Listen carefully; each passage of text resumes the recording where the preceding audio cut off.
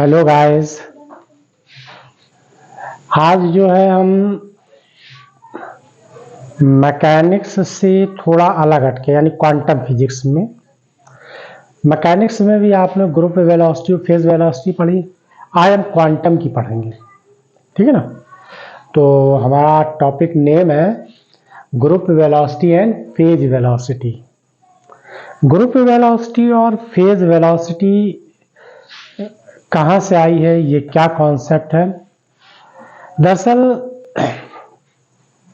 अगर हम मैकेनिक्स की बात करें तो मैकेनिक्स में एक एग्जांपल ले लेते हैं कि जैसे मान लो कोई पार्टिकल है। अब ये पार्टिकल को हम मान लें ये बस है, पूरी बस एक पार्टिकल है। अब इसमें जो भी चीजें हैं, ड्राइवर, पैसेंजर्स,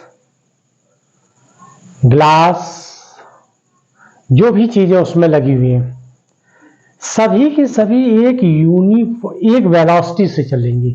जिस वेलोसिटी से बस, उसी से ड्राइवर, उसी से कंडक्टर, उसी से पैसेंजर और उसी से जो ग्लास लगे हुए, सब कुछ सेम स्पीड से चलेंगे। यह वेलोसिटी जो है, वेलोसिटी चूंकि डायरेक्शन चेंज होगा तो वेलोसिटी होगी, वरना एक स्पीड से चलती रहेगी, मैग्नीट्यूड है वेलोसिटी का। लेकिन क्वांटम में ऐसा नहीं है। क्वांटम में क्या है कि पार्टिकल की वेलोसिटी डिफरेंट हो सकती है। तो वहां के लिए अब हम क्या करेंगे, कैसे स्टडी करें, तो कुछ हम की सेंटेंस उठाएंगे। मेन सेंटेंस है ये, कहाँ से हम थ्योरी लेके आए और इसको किस तरीके से। प्रॉब्लम यहाँ पर एक बात आई थी कि उन्होंने कहा पार्टिकल जो है एक वेव एसोसिएटेड होता है। तो फिर प्रॉब्लम ये हुई कि क्या पार्टिकल वेव के साथ चलेगा या वेव आगे निकल जाएगी, पार्टिकल पीछे रह जाएगा। तो इन सब चीजों का सलूशन निकालने के लिए हम क्या करते हैं, आज जो है फेज वेलोसिटी और ग्रुप वेलोसिटी स्टडी करते हैं ना। सबसे पहले देखिए कुछ मैंने कहा एक की सेंटेंस की हम बात कर रहे हैं। की सेंटेंस क्या है, moving particle has wave associated, या हम ये कहते हैं ऑल मूविंग पार्टिकल। कोई भी मूविंग पार्टिकल, अगर पार्टिकल मूव कर रहा है तो उसका नेचर कैसा हो जाएगा, वेव करैक्टर हो जाएगा। इस बात को जरूर ध्यान रखिएगा क्योंकि ये इसी पर ही डिपेंड है। पूरा का पूरा हमारा डेरिवेशन आगे इसी पर चलने लगेगा, है ना। तो मूविंग पार्टिकल यहाँ पे लिख लिए, all moving particle has wave associated. ये किसने स्टेटमेंट दिया था, ये स्टेटमेंट था डी बोय साहब का, है ना। तो डी ब्रोगली मतलब डी बोय साहब ने इसको स्टेटमेंट दिया था कि all moving particle has wave character, wave associated. इसी के बेस पर इसकी स्टडी करी जाएगी। तो देखिए ग्रुप वेलोसिटी और फेज वेलोसिटी, इनकी अभी डेफिनेशन तो बाद में डिक्लेयर होगी। पहले ये फेज वेलोसिटी और ग्रुप वेलोसिटी कैसे हमको मिलते हैं ये देख लेते हैं ना। तो सबसे पहले हम क्या करते हैं, यहाँ पर all moving particle has wave associated with it. अब वो पार्टिकल कौन है जो वेव नेचर शो करते हैं। क्योंकि आपने अगर मेरा कोई डी बोगली का लेक्चर, डी बोय साहब का लेक्चर पढ़ा होगा, उसमें जो है हमने डी बोय हाइपोथेसिस का जो दिया है वीडियो, उसमें अगर आप लोगों ने पढ़ा होगा और या देखा होगा वीडियो, तो उसमें जो है मैंने काफ़ी चीज़ें उसमें निकाली हैं और वो किस तरीके से एक h/mv, तो ये किसके लिए, हम हैप्पी ऑल बॉडी के लिए लिखा ही है, ऑल बॉडी के लिए, एवरी बॉडी, कोई भी बॉडी हो। बस ये डिपेंड करता है कि मास की वेलोसिटी क्या है, उस पार्टिकल का मास और वेलोसिटी क्या है। अगर मास बहुत ज्यादा है, बहुत ज्यादा का मतलब 10 ग्राम, जो हमें दिख रहे हैं, सेलेस्टियल बॉडी के लिए बात बोल सकते हैं, तो उसकी वेलोसिटी तो बहुत कम होगी, लाइट से कम। कंपेयर ऑन लाइट से नहीं कर रहे हैं, मच लेस देन, मतलब 1000, 2000, 3000 ऐसे।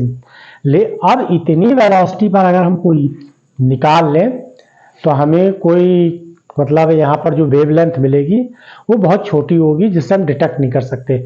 लेकिन जब यही बात कहेगी कि हमने यहाँ पर मास जो है इलेक्ट्रॉन, प्रोटॉन, ऐसे, यानी सब एटॉमिक पार्टिकल का ले लें और उसकी वेलोसिटी लाइट स्पीड के कंपेयरली लाइट स्पीड के आसपास ले लें, तो ज़्यादा तो नहीं होगी किसी भी पार्टिकल की, किसी भी वेव की स्पीड लाइट से ज़्यादा नहीं हो सकती, तो उसके आसपास मतलब इक्वल भी नहीं, उससे लेस ले लें, तो कंपेयर करके यानी रिलेटिविटी का केस लगा दें, तो उस जगह पर हम देखते हैं जो हमें वेवलेंथ मिलती है वो एंगस्ट्रॉम के ऑर्डर यानी 10 की पावर -10 के ऑर्डर पे मिल जाती है। ये हमने डी ब्रोगली हाइपोथेसिस के वीडियो में बताया है। तो अब वहीं से आगे बढ़ते हैं। तो ये देखिए क्या लिखा मैंने, all moving particle has wave associated with it, मतलब ये हमने हैवी बॉडी के लिए तो हम वेवलेंथ नहीं डिटेक्ट कर पाए, लेकिन जब हम क्या है सब एटॉमिक पार्टिकल सच है जैसे इलेक्ट्रॉन, प्रोटॉन, न्यूट्रॉन, इन तरीके के पार्टिकलों की अगर हम बात करें तो उस जगह पर ये क्या करेगा, अपना वेव यानी वेव एसोसिएटेड हो जाएगा ये पार्टिकल, यानी बहुत सारी मतलब इनफाइनाइट वेव एसोसिएटेड हो जाएगा, फाइनाइट की भी नहीं इनफाइनाइट वेव एसोसिएटेड हो जाएगा। तो etcetera is represent by a group of waves, तो ये ग्रुप वेव्स के फॉर्म में ट्रेवल करने लगे हैं। Consider a group of waves which consist of two waves, अब चूंकि इनफाइनाइट वेव है तो इनफाइनाइट वेव का एक साथ निकालना थोड़ा सा कैलकुलेटिंग मैथमेटिकली कैलकुलेशन थोड़ी प्रॉब्लम करेगा, तो इसलिए उसको क्या कर दिया गया, हमने टू वेव सेलेक्ट कर ली इसकी जगह, है ना। तो which consist of two waves psi1 and psi2, अब चूंकि आप क्वांटम में पढ़ रहे हैं हम तो y1 y2 नहीं यूज करेंगे, psi1 psi2 यूज करेंगे, है ना।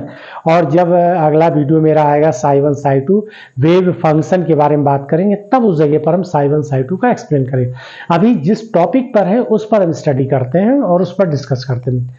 psi1 and psi2 of the equal amplitude but slightly different angular frequency and angular frequency, एक की अगर ओमेगा तो दूसरे की हम क्या ले लें, ओमेगा प्लस डी ओमेगा ले लें, एंड इट्स प्रोपोगेशन कांस्टेंट, उसी का जो हम प्रोपोगेशन कांस्टेंट लेंगे के एंड के प्लस डी के ले लें। अब देखिए वो दो हमने वेव फंक्शन क्या, वेव कौन सी ली है, एक psi1 ली A cos omega t minus k x, आप लोगों ने एक इक्वेशन पढ़ी होगी y equal to A cos omega t minus k, ये प्रोग्रेसिव वेव पढ़ी होगी आप लोगों ने। प्रोग्रेसिव वेव में, प्रोग्रेसिव वेव का मतलब ये होता है कि एम्पलीट्यूड वेव का कांस्टेंट रहे, मतलब एनर्जी लॉस ना हो, हम ऐसी वेव की बात करते हैं वो कंटिन्यूअस चलती रहे और उसका एम्पलीट्यूड कैसा रहे, बदले ना। और हमने यहाँ क्या किया, दो वेव्स लिए, टू वेव्स जो ली हैं दोनों का ही एम्पलीट्यूड कांस्टेंट रखा, यानी इक्वल और कांस्टेंट है, यहाँ पर इक्वल है, यहाँ कांस्टेंट की बात छोड़ दे, इक्वल है। अब ये तो ऑर्डिनरी वेव की थी कि y equal to A cos omega t minus k, ये प्रोग्रेसिव वेव है। अब ये तो ऑर्डिनरी वेव के लिए है, हम यहाँ पर क्या कर रहे हैं, क्वांटम मैकेनिक्स की वेव की बात कर रहे हैं, एक एसोसिएटेड पार्टिकल के लिए हम स्टडी कर रहे हैं। तो psi1 equal to A cos omega t minus k x है और दूसरा psi2 है, इसका भी देखिए एम्पलीट्यूड सेम है, कॉस है, डिफरेंट क्या है ओमेगा। अब इसमें क्या है, ओमेगा टी और स्लाइटली डिफरेंस आ गया, इससे देखिए omega plus d omega, minus k की जगह के प्लस डी के, और ये x की जगह x आ गया। तो दोनों में क्या डिफरेंस, दोनों में क्या है कि इसमें ओमेगा और इसमें ओमेगा प्लस डी ओमेगा है और इसमें k प्लस डी के, स्लाइटली डिफरेंस है दोनों में। और एक बात और ध्यान दीजिएगा, लो अक्सर क्या कह देते हैं हम ये बोल देंगे कि ओमेगा प्लस डी ओमेगा में जब हम कंपैरेटिव स्टडी करेंगे तो ये बहुत बड़ी वैल्यू, ये बहुत छोटी वैल्यू है, बहुत स्मॉल वैल्यू है, तो क्या हम इसको यही छोड़ दें, निगलेक्ट कर दें, यानी इस टर्म को हम रिमूव कर दें। लेकिन ऐसा अगर हम रिमूव कर देंगे तो हम यहीं आ जाएंगे। रिमूव कहाँ होगा, जब इसमें चेंज हो जाए, डी ओमेगा का टर्म में कोई वैल्यू चेंज हो जाए, तो उस जगह पर हम क्या करेंगे, तब हम इसके कंपेयर इसको निगलेक्ट करेंगे, तो वो हम दिखाएंगे कहाँ पर निगलेजेबल बनाएंगे उसको। चलिए अब हम क्या करते हैं, इसका सुपर इम्पोज ले लेते हैं ना।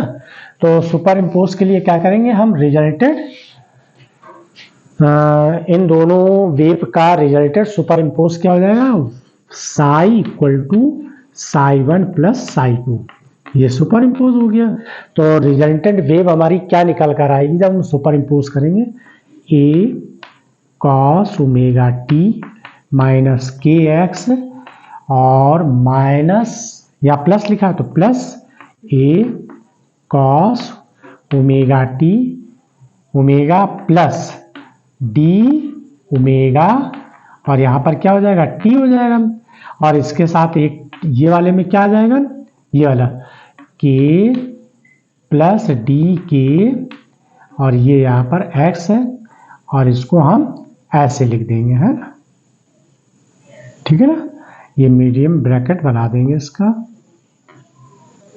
ये ठीक।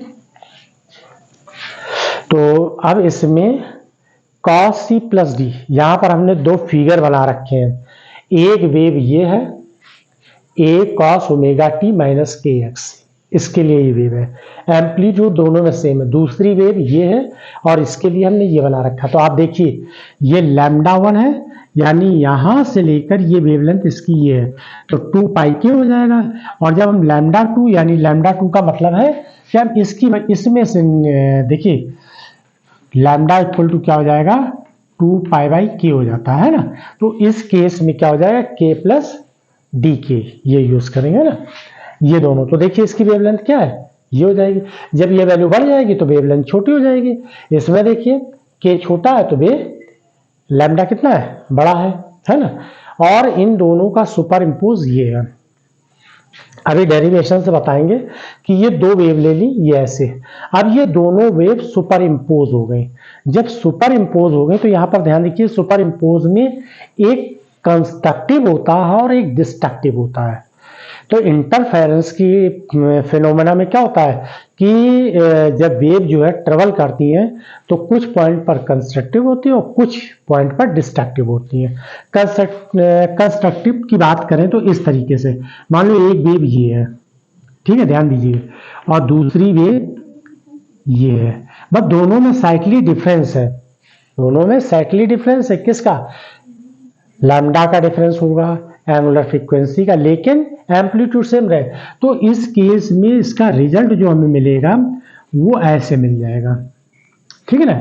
लेकिन अगर ऐसा हो जाए कि एक वेव ऐसे चल रही हो और दूसरी वेव इस तरीके से हो जाए तो ये डिस्ट्रक्टिव हो जाएगा, ये कंस्ट्रक्टिव हो जाएगा, जिसमें हमें एक वेव इनका रिजल्टेड तो ये मिलेगा। लेकिन इस केस में क्या, देखिए ये अपोजिट है दोनों, तो ये डिस्ट्रक्टिव हो जाएगी और इसमें हमको क्या मिलेगा, नथिंग, यानी कुछ नहीं मिलेगा, एक लाइन होगी डार्क, जैसे आप ब्राइट और डार्क पढ़ते थे ना, तो यहाँ नथिंग हो जाएगा। तो इस क्या डिस्ट्रक्टिव है क्या कंस्ट्रक्टिव है, तो ये अभी रिजल्ट निकालेंगे और वहां पर डिस्कस करेंगे, ठीक है ना। अब देखिए ये हमने रिजल्ट निकाला। अब देखिए ये इसमें कॉमन ले लें, ए कॉमन ए ले लिया तो क्या आ जाएगा, ये cos omega t minus k x, ये हो जाएगा, और इसमें हो जाएगा प्लस कॉस, ये जो है ब्रैकेट मिडिल हो गया, ओमेगा प्लस डी ओमेगा हो जाएगा, और ये यहाँ क्या लिखेंगे, टी माइनस के प्लस डी के हो जाएगा, और ये जो हो जाएगा एक्स, और ये मिडिल, और ये अब देखिए ये पूरा है कॉस सी और ये है पूरा कॉस डी, यानी कि cos C plus cos D क्या होता है फार्मूला, तो 2 cos C plus D by 2 और cos C minus D by 2, ये फार्मूला आ जाएगा, ठीक है ना। अब इस फार्मूले को यहां पर हम अप्लाई कर देते हैं। तो ये पूरा सी है, ये डी, यहाँ ए हो जाएगा, ये cos C plus cos D equal to 2, तो यहाँ 2 लिख दिए। अब ये क्या आ जाएगा, कॉस, पहले ये पूरा सी है और ये पूरा डी है, omega t minus k x, इसको ब्रैकेट भी खोलते चलेंगे।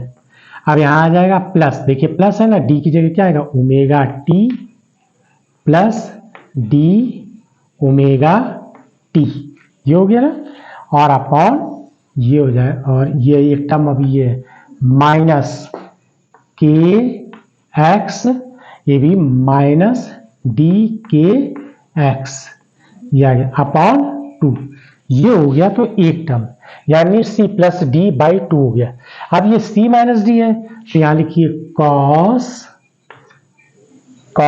अब ये क्या आ जाएगा कॉस, ये पूरा सी है, सी यानी omega t minus k x. अब यहां माइनस आएगा, जब यहां माइनस आएगा देखिए माइनस है, अब ये पूरा डी है, तो देखिए ये तो पूरा टर्म क्या हो जाएगा, यहां माइनस है तो ओमेगा टी माइनस ये माइनस डी ओमेगा टी, और ये माइनस है तो यहाँ प्लस हो जाएगा, प्लस लिख दिया। अब ये ब्रैकेट खोलेंगे तो पूरा के x plus D k x ये हुआ, और ये पूरा डिवाइड 2 हो जाएगा, और ये ऐसे बड़ा ब्रैकेट लग गया। क्लियर है ये? अब इसको सॉल्व करके लिख लेते हैं। 2a cos omega T 2 omega t, और ये क्या है डी प्लस डी ओमेगा, और यहां पर टी क्या कर लीजिए बाहर कॉमन ले लीजिए, तो ये बाहर ऐसे कॉमन ले लिया और बाई 2 कर दिया। ठीक है, ये तो हमने इसके लिए कर लिया। अब ये देखिए के है माइनस के, तो यहां माइनस 2kx, और ये देखिए डी के लिखा है ना, तो यहां पर लिखिए, अब x बाहर कॉमन ले लीजिए, और यहां क्या लिख दीजिए डी के बाई 2, और ये ऐसे लिख दीजिए x। क्लियर है? ये तो हो गया किसके लिए, पहले टर्म के लिए। ठीक है ना। अब दूसरे टर्म के लिए क्या है, ये इसके लिए देखिए कैसे आएगा, इसके लिए आएगा कॉस ओमेगा टी, ये ओमेगा टी ये कैंसिल हो गया। ठीक है, माइनस के एक्स और माइनस के एक्स कैंसिल हो गया। अब बच्चा क्या हमारे पास यहाँ पर माइनस डी ओमेगा टी, और ये क्या आ जाएगा प्लस डी के एक्स, और नीचे क्या है 2 है, ये निकल कर आ गया। क्लियर है? अब इसको हम ऐसे ब्रैकेट लगा लेंगे। क्लियर है यहाँ तक? ठीक है ना। तो ये हमारा जो है रिजल्ट निकल के आ गया। अब इसको शॉर्ट स्क्रीन ले लीजिए ताकि जो है हम आगे का कैलकुलेशन बता सकें, क्योंकि अब हमारे लिए सब तो बेकार हो गया है यहाँ पर, मतलब मेन रिजल्ट हमारे पास ये आ गया। तो अब हम क्या करेंगे, शॉर्ट स्क्रीन ले लीजिए इसको, तो अब इसको हम इरेज कर देते हैं। ये रिजल्ट जो है इरेज कर दे रहा है।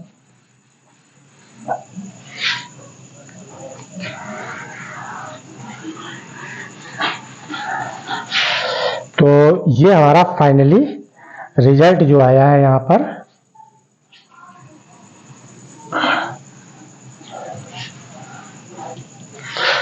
फाइनली रिजल्ट जो है ये है, तो इक्वल टू 2a, ये कॉस, ये क्या लिखा है 2 ओमेगा, 2 से 2 कैंसिल हो जाएगा तो ये ओमेगा हो जाएगा, प्लस और ये हो जाएगा डी ओमेगा बाई 2, ये हो गया। इसके बाद यहां पर ये देखिए 2 कैंसिल हो गया, माइनस के प्लस डी के बाई 2 निकल कर आ जाएगा ये। ठीक है, और ये मिडिल ब्रैकेट लगा दिया इसमें। और दूसरा टर्म ये क्या है, ये तो इसको हम लिख देंगे कॉस, और यहां माइनस, देखिए cos minus theta equal to क्या हो जाता है, कॉस थीटा हो जाता है। Cos minus theta equal to cos theta हो जाएगा। तो देखो माइनस यहां बाहर कॉमन ले लेंगे तो माइनस कॉस थीटा क्या हो जाएगा, कॉस थीटा हो जाएगा। तो इस जगह पर ये माइनस ले लेंगे, लेकिन ये प्लस है क्या हो जाएगा, माइनस हो जाएगा। तो अब इसको हम लिख देंगे डी ओमेगा टी, और ये हो जाएगा माइनस डी के एक्स, और यहां बाई 2 कर दीजिए, बाई 2 यहां कर दीजिए, ये ऐसे कर दीजिए। ठीक है ना, ये इतना, ये इस टर्म को हमने ऐसे कर दिया। आप देखिए 2a, इस वाले टर्म को तो हम इधर लिख लेते हैं और इसको लिखते हैं डी ओमेगा टी बाई 2 और ये हो जाएगा minus d k x by 2, ये हो गया। और इसमें देखिए ये ओमेगा है, ये क्या है, प्लस है, डी ओमेगा बाई 2 है। अब जब हमने इक्वेशन स्टार्ट करी थी तो आपको याद होगा इक्वेशन हमने साई1 जो लिखा हुआ है वो साई1 इक्वल टू क्या लिखा था, A cos omega t minus k x, और दूसरी इक्वेशन साई2 इक्वल टू क्या लिखा था, A cos omega plus d omega, और बाहर ब्रैकेट में ये टी हो गया, माइनस के प्लस डी के हो जाएगा, और यहाँ एक्स, यहाँ देखिए ये के है और ये डी है। तो मैंने अभी बताया था आपसे कि अगर ये इसके कंपेयर में तो बहुत छोटा है तो निगलेक्ट कर दें, तो अगर हम निगलेक्ट कर देंगे तो हम तो इसी इक्वेशन की तरीके काम करने लगे, जबकि हमने साइक्लिक डिफरेंस लिया। अब जरा ये ध्यान दो, ये क्या है, ये इक्वेशन में ओमेगा प्लस डी ओमेगा, लेकिन यहाँ बाई 2 है, सॉरी इस वाले टर्म में देखिए omega plus d omega by 2 है, यही तो है, लेकिन यहाँ और छोटा हो गया। एक तो ये बहुत ही छोटी वैल्यू थी, अब यह बाई 2 हो गई तो इसके कंपेयर में ये बहुत ही छोटी हो गई, तो इसको हम डी ओमेगा बाई 2 और यहाँ पर डी के बाई 2, यहाँ पर इसको ऐसे कर दीजिए, ये इतना है, ये डी बाई 2, तो ये टर्म और ये टर्म क्या हो जाएंगे, निगलेक्ट हो जाएंगे, क्योंकि इसके कंपेयर में ये दोनों कैसे छोटे, एक तो डी ओमेगा ऑलरेडी छोटा था, इसके बाद देखिए इसके कंपेयर में छोटा था, बहुत साइक्लिक डिफरेंस हमने लिया था, लेकिन अब यहाँ डी बाई 2 है तो और छोटा हो जाएगा, तो इसलिए हम डी बाई 2 ओमेगा और डी बाई के को हम क्या करेंगे, निगलेक्ट कर देंगे, यानी निग्लेजेबल हो जाएगा, तो निग्लेजेबल वैल्यू को हम क्या करेंगे, यहाँ पर छोड़ देंगे। तो इसको हटा देने पे अब हमारे पास क्या आ जाएगा, कॉस ओमेगा, और ये देखिए बाहर क्या है इसके, टी होगा, यहाँ बाहर टी है, देखिए टी लिखा है ना, और इसमें क्या है बाहर, ये एक्स है, ये एक्स लिख दीजिए और क्लियर लिख दें इसको, ओमेगा टी, और यहाँ पर क्या हो जाएगा, ये ऐसे एक्स और ये मिडिल ब्रैकेट, तो ये ओमेगा, ये तो निगलेक्ट कर दिया इस टर्म को और इस टर्म को निगलेक्ट कर दिया, तो ये हो गया ओमेगा टी, देखिए ओमेगा टी, ये तो टर्म निगलेक्ट हो गया, और इसी तरह ये निगलेक्ट हो जाएगा, तो ये क्या आ जाएगा, माइनस के एक्स, ये इक्वेशन आ गई, क्लियर है। तो हमारे पास फाइनल ये रिजल्ट आया, ये रिजल्टेड हमको वेव मिल गई, तो रिजल्टेंट वेव जो हमारे पास क्या निकल कर आई, तो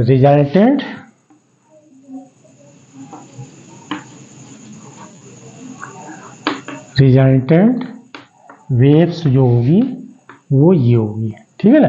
अब रिजल्टेंट वेव का देखिए हमने इक्वेशन क्या लेके चले थे, साई इक्वल टू, ये साई है, ये साई है, साई इक्वल साई1 की वैल्यू हमने क्या लिखी थी, ए cos omega t minus k x, और दूसरी जो हमने लिखी उसमें भी ये लिखा था, ये क्या है, एम्पलीट्यूड इसका है, इस वेव का, और दूसरी वेव है जो साई1 और साई2 लिया, दोनों का एम्पलीट्यूड है, लेकिन इसमें ये एम्पलीट्यूड है इतना, एम्पलीट्यूड कितना, देखिए ये इक्वेशन देखिए सेम मिल गई कि नहीं मिल गई, तो ये जो है ये मिल गई हमको, तो यानी एम्पलीट्यूड की जगह क्या आ जाएगा, ये इतना पूरा टर्म जो है कैसा हो जाएगा, एम्पलीट्यूड हो जाएगा। तो इसको हम क्या कहेंगे, this is modified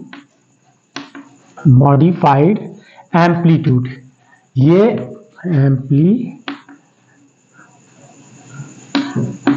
modify amplitude हो जाएगा, ये क्या हो जाएगा, मॉडिफाई एम्पलीट्यूड क्या हो जाएगा, 2a cos D omega t by 2 minus d k x by 2, ये जो है मॉडिफाई एम्पलीट्यूड हो जाएगा। अब देखिए वेव, अभी भी हमारे पास ये पूरा वेव नेचर है, अभी भी वेव नेचर है।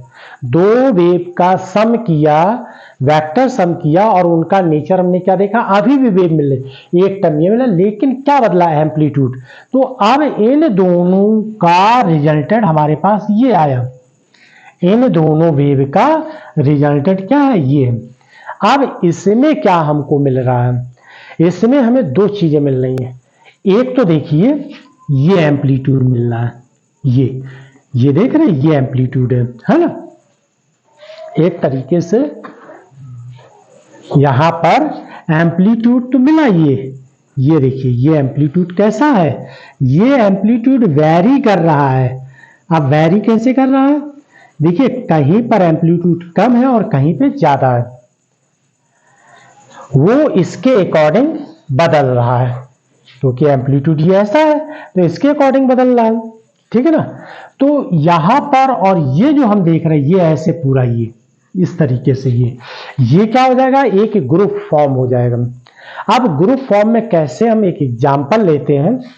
आप लोगों ने कभी एक भेड़ों का समूह देखा होगा, भेड़ चराने वाले जो भेड़ चराते हैं ना, तो सीप जो सीप चराने जाते हैं तो उनके पास 100, 200, 300, 400, कभी कभी 1000, 1500 भेड़ें होती हैं।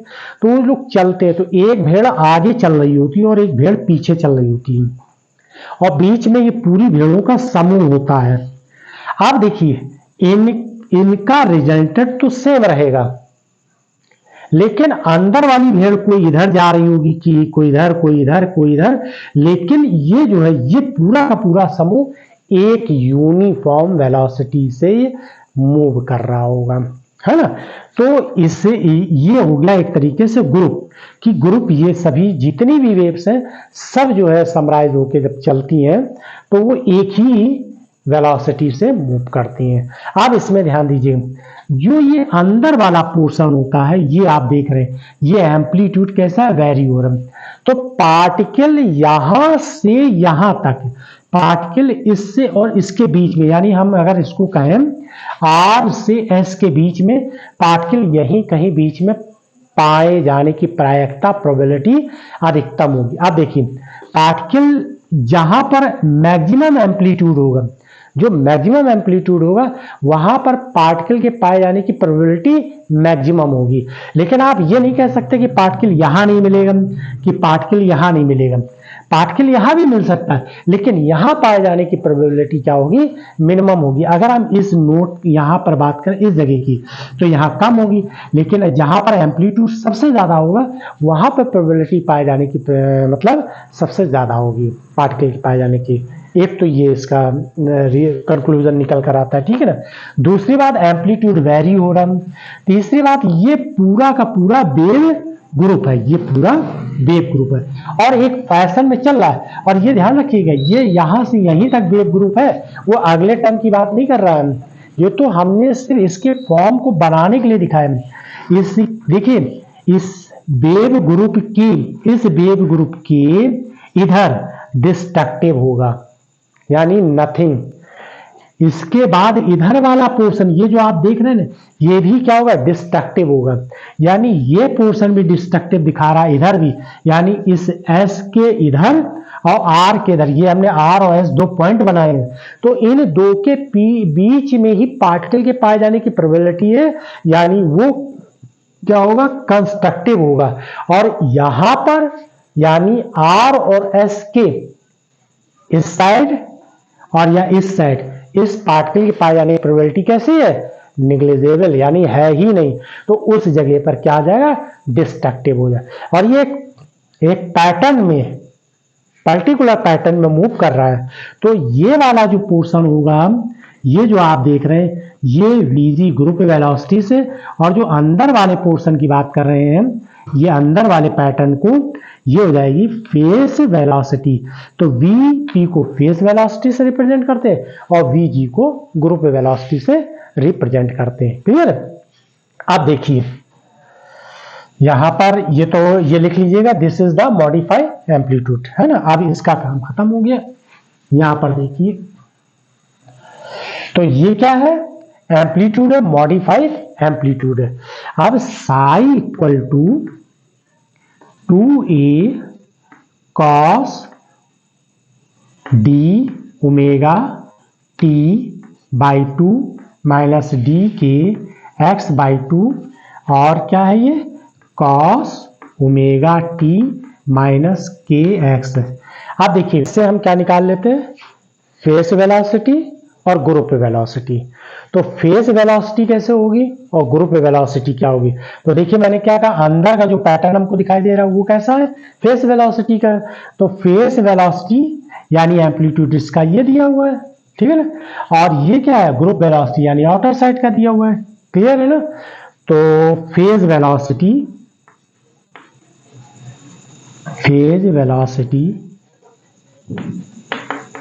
इक्वल टू यहां पर omega coefficient of T, T का कोफिशिएंट क्या ओमेगा है और इसका क्या दिया है ये के। तो ये डायरेक्ट फार्मूला होता है फेज वेलोसिटी का, या जो मतलब वेलोसिटी निकालते हैं यहाँ पर जो वेलोसिटी निकालते हैं इसकी फेज वेलोसिटी या ग्रुप वेलोसिटी, तो इसका फार्मूला ये होता है कि coefficient of T omega coefficient of x के। तो ये क्या निकल कर आ गया, फेज वेलोसिटी। अब हम ग्रुप वेलोसिटी की बात करें, ग्रुप वेलोसिटी इसके लिए भी सेम वही हो जाएगा। देखिए टी का कोफिशिएंट क्या है, डी ओमेगा बाई 2 और ये एक्स का कोफिशिएंट क्या है, डी के बाई 2, 2 कट गया और ये हो जाएगा डी ओमेगा बाई डी के। तो ये निकल कर आगे ग्रुप वेलोसिटी और ये क्या निकल कर आगे फेस वेलोसिटी, ठीक है। तो इस तरीके से ये जो है हमने फेज वेलोसिटी और ग्रुप वेलोसिटी निकाली। अब हम अगले वीडियो में आपको ये बताएंगे कि फेज वेलोसिटी और group velocity relative and non relativistic के कंडीशन में इनको हम निकाल के दिखाएंगे, ठीक है ना। तो आई होप कि आप लोगों को समझ में आया होगा। नेक्स्ट वीडियो में इसमें और भी रिलेशन निकाल के दिखाएंगे।